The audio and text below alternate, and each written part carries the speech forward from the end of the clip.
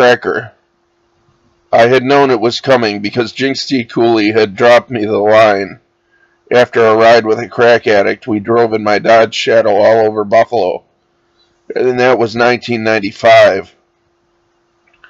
He wouldn't get out of the car. We didn't know who he was when he ended up in the car. We had walked away from a crack addict. He had been with us, and Jinx had invited him.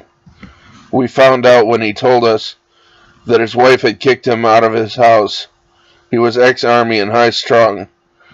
Jinx puked on the east side in the house where he visited his brother, while his friend, who we'd also let in, watched me outside the house. I thought he had a gun.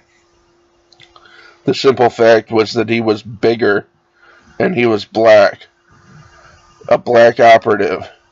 He made us drive a long way, and we stopped at many businesses that were closing in the darkness of 3 past midnight. It was a Wednesday in the summer, and I didn't have to work that day. I was the Iron Cow, and they liked my sweatshirt. He told Jinx to marry me, and she said she couldn't because of her friends. That was before I slammed his finger in the trunk. The last stop had been Kentucky Fried Chicken, where another of his friends had left a bag of garbage with fresh food in it. After loading the bag, I smashed his finger, and I learned that he wasn't violent toward me at that instant. He yelled a lot and then got in the car again.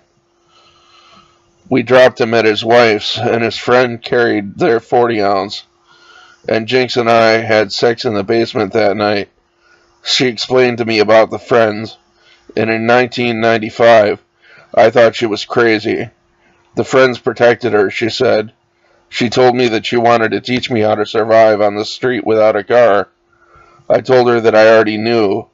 All of this happened before Boston. I went to Boston and took an Irish friend with me. He picked our apartment.